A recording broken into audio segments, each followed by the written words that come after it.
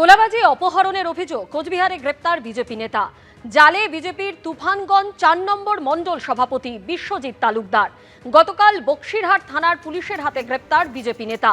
গতকাল ছেলেকে অপহরণের অভিযোগ দায়ের আলিপুরদুয়ারের এক ব্যক্তি। অভিযোগ পাওয়ার পরই গ্রেপ্তার বিজেপি নেতা বিশ্বজিৎ তালুকদার। অসম বাংলা জাতীয় সড়কে পরপর লরি থেকে তোলাবাজির অভিযোগ। মুরগি, সুপারি, পাথরের ডাম্পার, মাছের গাড়ি থেকে তোলাবাজির অভিযোগ।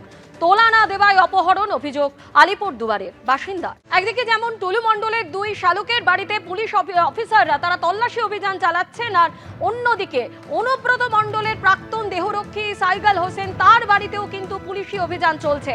সকাল 9:30 নাগাদ সাইগাল হোসেনের ফ্ল্যাটে বীরভূম জেলার পুলিশের তদন্তকারী দল পৌঁছে যায়।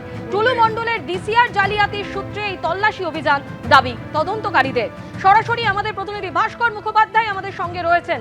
সাইগাল হোসেনের ফ্ল্যাট, সেখানেও পুলিশের তদন্তকারী আধিকারিকরা তারা তল্লাশি অভিযান চালান। এখনো পর্যন্ত কিছু কি মিলেছে, কি খবর ভাস্কর? দেখো, সকাল 9:30 থেকে সাইগাল হোসেনের ফ্ল্যাটে তল্লাশি চালানো হচ্ছে। সাইগাল হোসেন হচ্ছেন অনুব্রত মণ্ডলের প্রাক্তন প্রধান দেহরক্ষী ছিলেন, এবং এই সাইগাল হোসেনের মাধ্যমেই যে বিরাট ব্যবসা একটা চালানো হতো এখানে, সেটা খুব পরিষ্কার ছিল। কেন সিবিআই তদন্ত আমরা দেখেছি, সাইগাল হোসেন প্রায় 2.5 বছর কাছাকাছি তিনি জেলে ছিলেন, তারপর সেখান থেকে ছাড়া পেয়েছেন, এখন জামিনে মুক্ত আছেন, এবং তিনি তার ফ্ল্যাটে এখন এই বোলপুরে ফ্ল্যাটে রয়েছেন।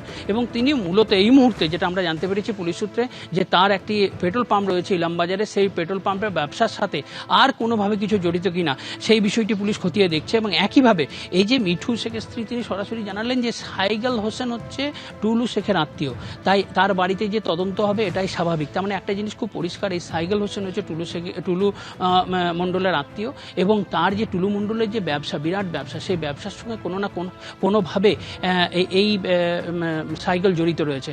সেই পুরো বিষয়গুলি তদন্ত করে দেখছে। কিছুক্ষণ আগে আমরা দেখেছি স্বর্ণকার তিনি এসেছিলেন, এবং তিনি 3টে বাড়িতে গেছিলেন, অর্থাৎ সাইগাল হোসেনের বাড়ি এবং টুলু মণ্ডলের যে 2 শালক তাদের বাড়িতে এসেছিলেন। এবং যেটা জানা যাচ্ছে যে 500 গ্রামের উপর সোনা নাকি এই 2টি ফ্ল্যাট থেকে উদ্ধার হয়েছে, অর্থাৎ একটি হচ্ছে টুলু মণ্ডলের শালক, অন্যদিকে সাইগাল হোসেনের বাড়ি থেকে, ফ্ল্যাট থেকে। কিন্তু কোথা থেকে কতটা কী পরিমাণ উদ্ধার হয়েছে সেটা এখনও পর্যন্ত পরিষ্কার নেই।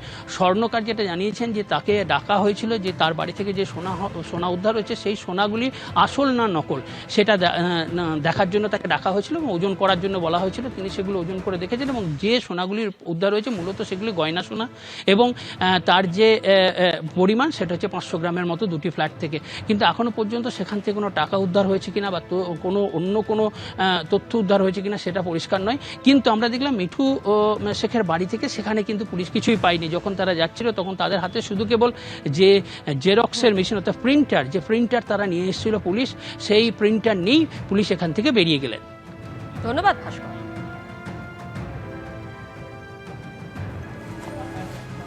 এই কেসে যে তদন্ত করতে গিয়ে আমাদের একজন পাবলিক সার্ভেন্ট আজকে অ্যারেস্ট হয়ে এলো।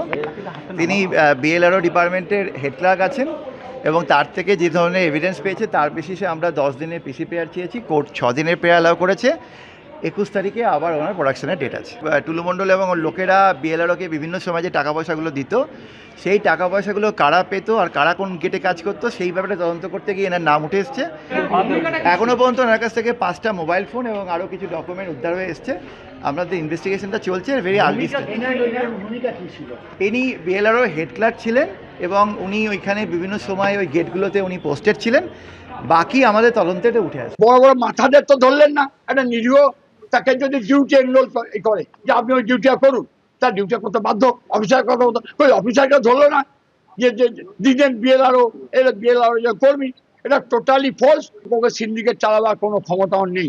সামনে পেটি তার গ্রুপ সি, তাহলে ওকে এই মধ্যে ঢোকালো কেন? তার মানে ওকে ধরলে সব আসবে। তার তো আজকে এবার বলবে ডিএম এর নাম, ডিএমকে ধরবে, এডিএমকে ধরবে, সে ক্ষমতা নেই। এটা সম্পূর্ণ অবৈধভাবে ধরিয়ে চলবে। এদিকে টুলু মণ্ডলের ডিসিআর জালিয়াতি কাণ্ডে এবার জালে সরকারি আধিকারিক। সিউড়ি থেকে ভূমি ও ভূমি সংস্কার দপ্তরের হেড ক্লার্ক প্রবীর দাস। টুলু সহযোগীদের ডায়েরি থেকে হেড ক্লার্কের খোঁজ মেলে দাবি পুলিশের। তৃণমূল জমানায় ডিসিআর জাল করে 1000 কোটির জালিয়াতির অভিযোগ টুলুর বিরুদ্ধে। এখনো খোঁজ মেলেনি মোহাম্মদ নাজিম উদ্দিন মণ্ডল ওরফে টুলু মণ্ডলের। ধৃত সরকারি আধিকারিক প্রবীর দাসের 6 দিনের পুলিশি হেফাজত। টুলু মণ্ডলের ডিসিআর জালিয়াতি কাণ্ডে এবার জালে সরকারি আধিকারিক। সিউড়ি থেকে ভূমি ও ভূমি সংস্কার দপ্তরের হেড ক্লার্ক প্রবীর দাস গ্রেপ্তার। এবিপি আনন্দ, এগিয়ে থাকে, এগিয়ে রাখে।